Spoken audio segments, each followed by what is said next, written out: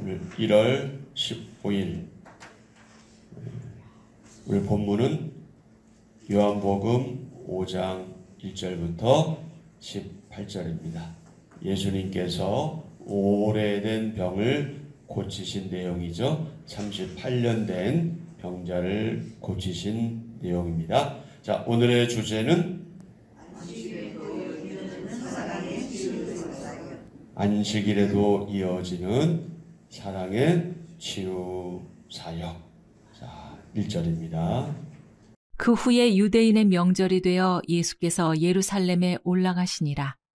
예루살렘에 있는 양문 곁에 히브리 말로 베데스다라고 하는 못이 있는데 거기 행각 5이 있고 그 안에 많은 병자, 맹인, 다리 저는 사람, 혈기 마른 사람들이 누워 물의 움직임을 기다리니 이는 천사가 가끔 못에 내려와 물을 움직이게 하는데 움직인 후에 먼저 들어가는 자는 어떤 병에 걸렸든지 낫게 되밀어라. 거기 38배 되는 병자가 있더라. 예수께서 그 누운 것을 보시고 병이 벌써 오래된 줄 아시고 이르시되 네가 낫고자 하느냐?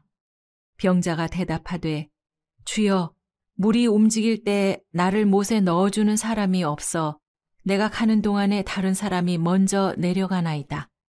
예수께서 이르시되 일어나 네 자리를 들고 걸어가라 하시니 그 사람이 곧 나아서 자리를 들고 걸어가니라. 이 날은 안식일이니 유대인들이 병 나은 사람에게 이르되 안식일인데 네가 자리를 들고 가는 것이 옳지 아니하니라. 대답하되 나를 낫게 한 그가 자리를 들고 걸어가라 하더라 하니 그들이 묻되 너에게 자리를 들고 걸어가라 한 사람이 누구냐 하되 고침을 받은 사람은 그가 누구인지 알지 못하니 이는 거기 사람이 많음으로 예수께서 이미 피하셨음이라. 그 후에 예수께서 성전에서 그 사람을 만나 이르시되 보라 네가 나았으니 더 심한 것이 생기지 않게 다시는 죄를 범하지 말라 하시니 그 사람이 유대인들에게 가서 자기를 고친 이는 예수라 하니라. 그러므로 안식일에 이러한 일을 행하신다 하여 유대인들이 예수를 박해하게 된지라. 예수께서 그들에게 이르시되 내 아버지께서 이제까지 일하시니 나도 일한다 하시매 유대인들이 이로 말미암아 더욱 예수를 죽이고자 하니 이는 안식일을 범할 뿐 아니라 하나님을 자기의 친아버지라 하여 자기를 하나님과 동등으로 삼으심이러라. 아멘. 오늘의 말씀 요약입니다. 베데스다 못의 행각에 병을 고치기 위해 물이 움직이기를 기다리는 병자가 많이 있습니다. 안식일에 예수님은 38년 된 병자를 보시고 그에게 낫기를 원하는지 물으신 후 그를 고쳐 주십니다. 유대인들은 안식일에 병자를 치유하고 자신을 하나님과 동등하게 여기신 예수님을 죽이고자 합니다. 자, 오늘 본문은 크게 역시 두 부분으로 구분되어 있습니다. 1절부터 9절, 10절부터 18절. 자, 1절부터 9절의 소주제는 38년 된 병자를 치유하심, 38년 된 병자를 고쳐주심. 이 당시 평균 연령이 50이나 60이 안 됐을 텐데요. 그럼 38년 동안 알았다는 거죠. 참 오랫동안 앓은 거예요. 그 다음에 10절부터 18절은 안식일 논쟁. 자, 베데스다는 무슨 뜻이라고요? 은혜의 집 또는 자비의 집, 이런 뜻이 있습니다. 좋은 이름의 뜻을 가지고 있죠. 베데스다. 예수님이 예루살렘 양문 곁 베데스다 못에 가십니다.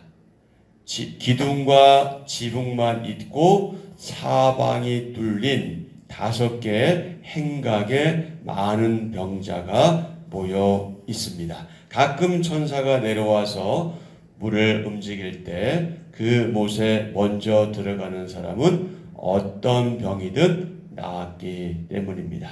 자, 1절입니다. 그 후에 유대인의 명절이 되어 예수께서 예루살렘에 올라가시니라.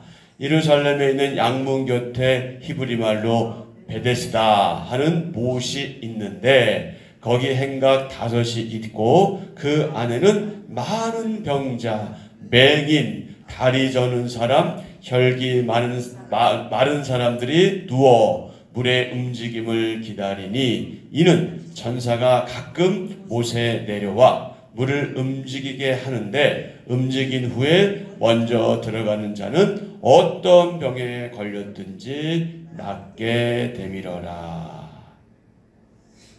거기 누가 있어요? 38배 된 병자가 있더라. 예수님이 38년 된 병자에게 주목하시죠?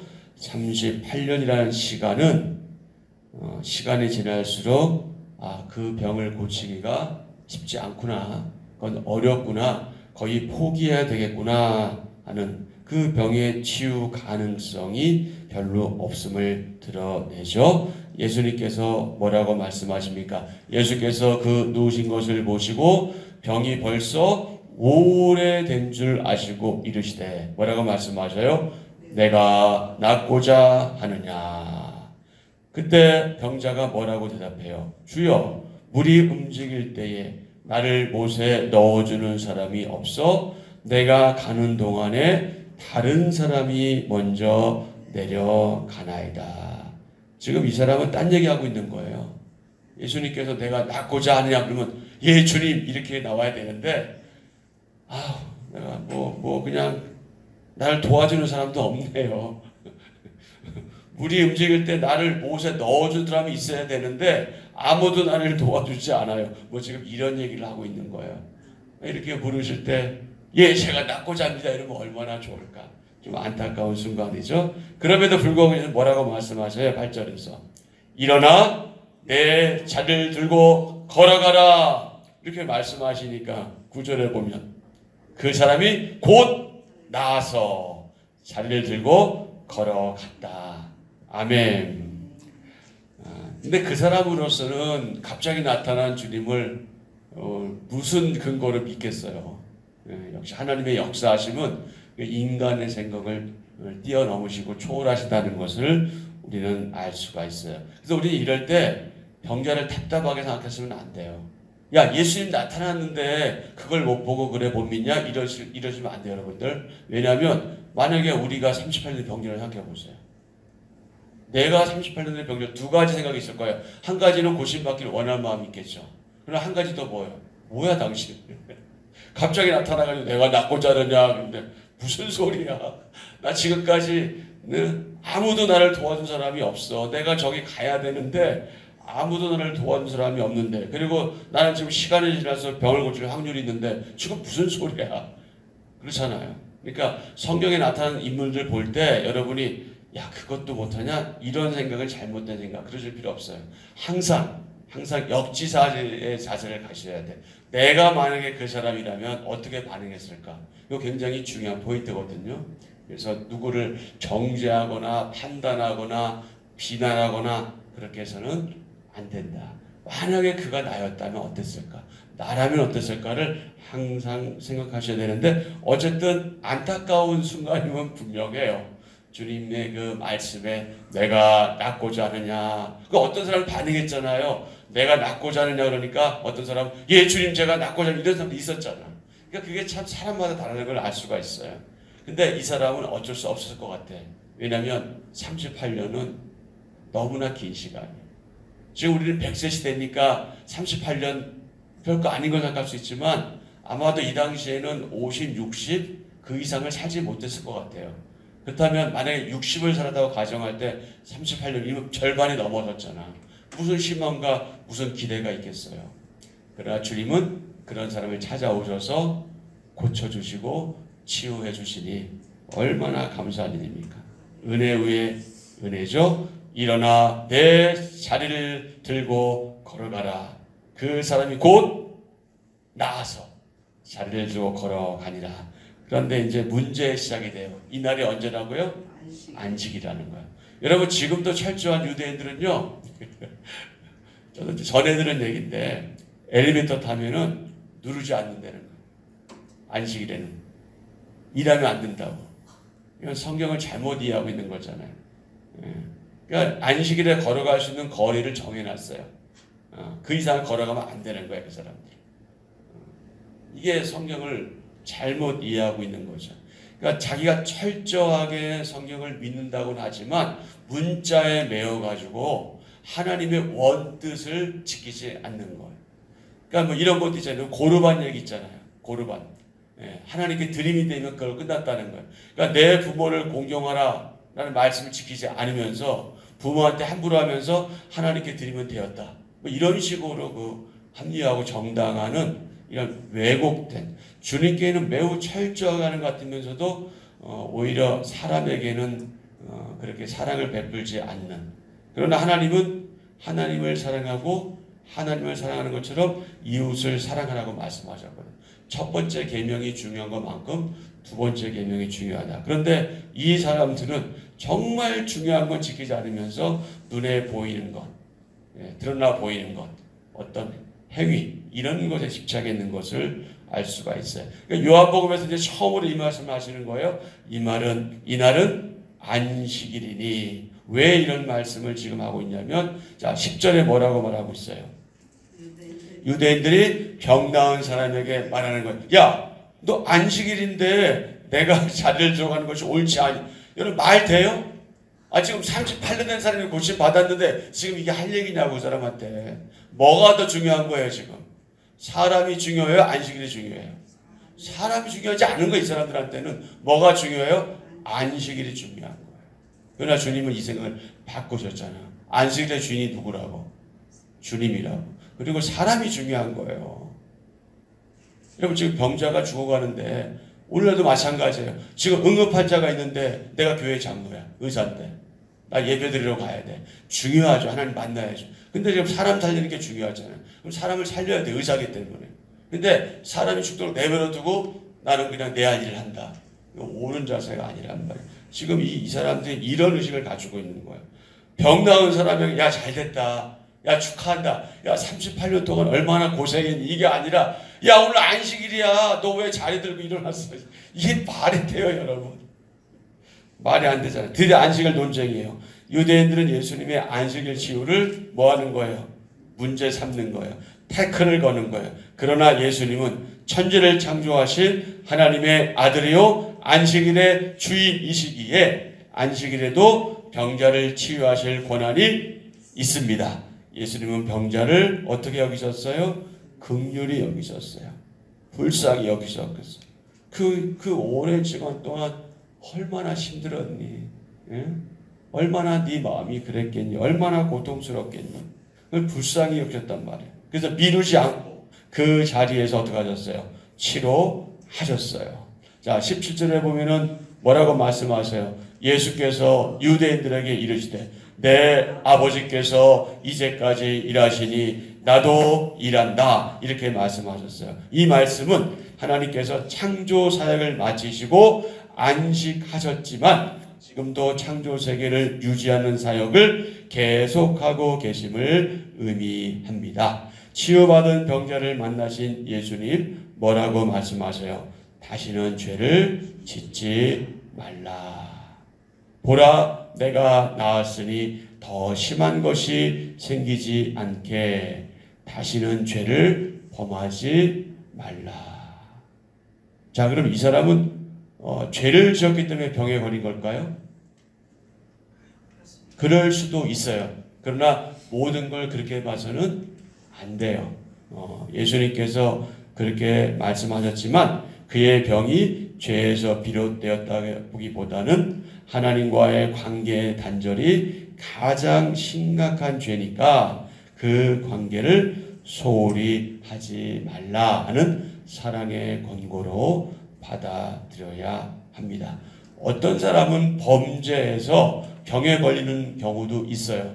그 병을 주시는 것은 그 병을 통해서라도 네가 지금 잘못한 것을 알고 깨닫고 회개하고 나에게 돌아오라는 하나님의 뜻일 수도 있어요. 그러나 모든 병이 다 범죄했기 때문에 걸리는 것은 아니란 말이에요. 그럼 태어날 때부터 병에 걸린 사람은 도대체 무슨 죄를 지은 거예요? 태어난 게 죄네? 이런 논리는 억지스러운 거예요.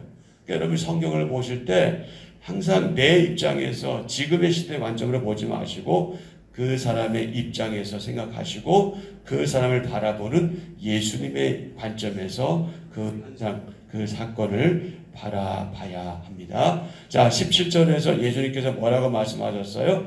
내 아버지께서 이제까지 일하시니 나도 일한다. 이렇게 말씀하시는 배경이 뭐예요? 병자가 유대인들에게 가서 자기를 고친 사람이 예수님이다 이렇게 말하니까 16절에 안식일에 이러한 일을 행하신다 하여서 유대인들이 예수님을 박해하게 된 거예요. 자, 18절에 유대인들이 이로 말미암아가 뭐예요? 17절 말씀을 이렇게 하시니까 아버지께서 이제까지 일하시니 나도 일한다 이렇게 말하시니까 더욱 예수를 죽이고자 했는데 그게 두 가지 이유 때문이라는 거예요. 한 가지는 안식일을 범했단 말이에요. 안식일을 범하면 돌에 맞아 죽을 정도로 굉장히 이게 잘못하는 일인데 아니 이 인간이 도대체 누군데 안식일을 범해? 이 한 가지. 두 번째는 뭐예요? 하나님을 자기의 친아버지라. 이거 신성 모독죄거든. 신성 모독죄는 무조건 죽일 수밖에 없는 거예요. 그 당시에.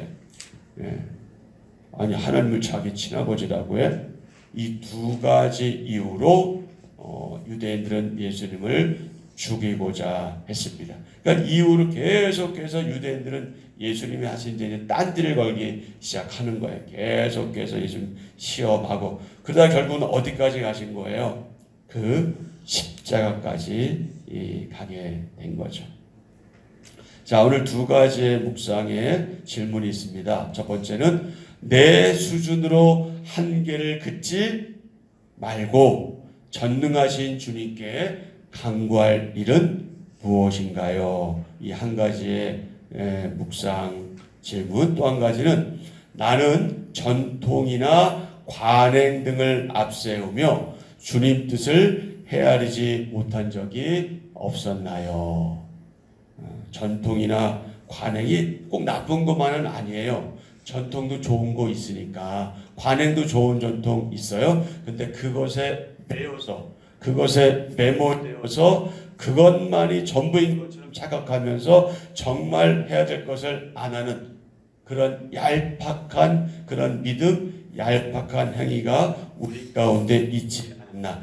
그래서 정말 주님의 뜻은 이것인데 주님의 뜻을 잃어버리고 눈에 보이는 것, 남들이 나를 어떻게 볼까?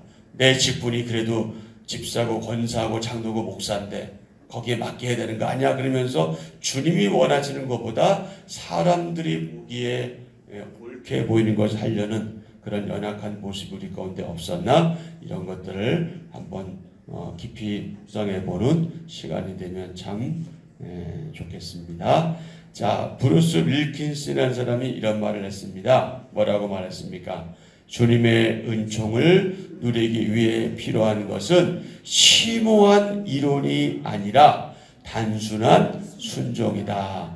여러분, 심오한 이론도 중요하긴 해요. 그런데 그 이론을 알고 있는데 순종하지 않으면 무의미하기 때문에 지금 이런 얘기하는 거예요.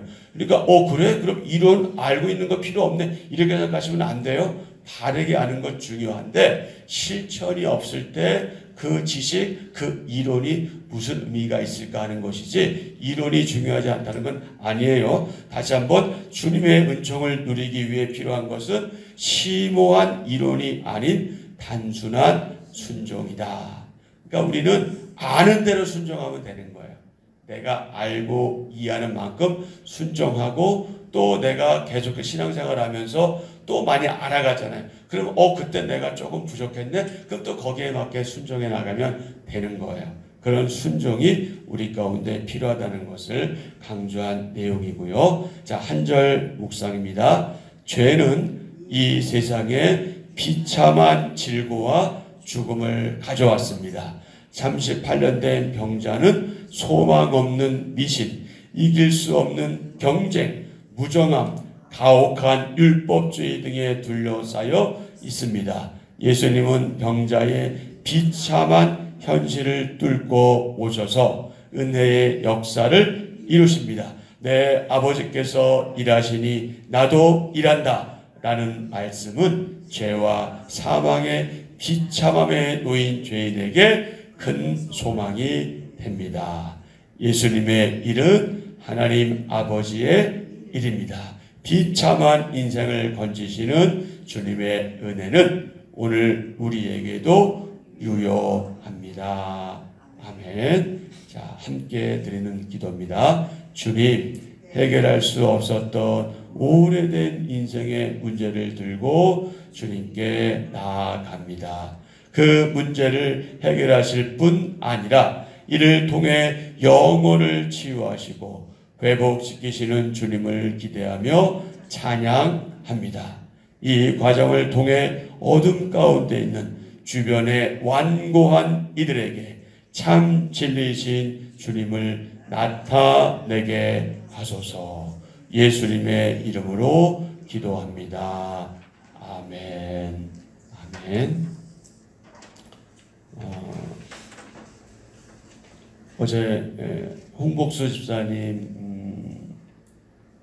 아내 되시는 우리 강경 집사님하고 잠깐 통화를 했는데 지난번에 그래도 시술 결과가 좋아서 감사하고 있고요. 2월 아마 초쯤에 또 두 번째 쇠석 신장결석 해보신 분들은 아시겠지만 이거 굉장히 아프고 고통스럽습니다. 여러분 하나님께서 은혜를 베푸셔서 두 번째 쇠석 시술할 때는 좀 더 하나님 은혜 가운데 덜 고통받으면서 좀 할 수 있도록 하나님께서 좀 어루만져 주시기를 좀 기도해 주시고요. 최유정 집사님 부부인 손문희 집사님 그 포도막 그 문제가 있었다고 그랬잖아요. 어제 통화한 결과는 약 70%가 그래도 회복이 됐다고. 사실 내려가기 전에 좀 대화할 때는 좀 약간의 뭐라 그럴까 좀 절망이라고 할까 그랬는데 내려가서 이제 의사 만나고 진단한 결과는 한 70% 정도 좋아졌다고 아주 희망적인 소식을 전해왔어요. 그래서 얼마나 감사한지 너무 감사했습니다. 그리고 오늘 오선희 권사님 부군 되시는 이정수 사님은 오늘 퇴원하시고요. 일주일 만에 퇴원합니다. 시술 잘 되었다고 하니까 또 감사하고요. 또 원춘자 권사님 좀 힘들어하고 계셔요. 여러분 위해서 기도를 좀 도와주시고요. 그 외에 아주 소소한 감기로부터 어떤 병과 싸우고 있는 분들 다 기억나시는 대로 생각하시면서 기도를 도와주시고요. 또 나라와 민족 위해서 지금 이 나라 정말 심각합니다. 너무너무 심각합니다. 하나님의 은혜를 구할 수밖에 없습니다. 하나님께서 정말 이 나라 위해서 은혜 달라고 기도하시고요. 그리고 여러분 각자 개인적인 소원 또 아뢰고 그렇게 오늘 하루 일정 시작하시면 되겠습니다.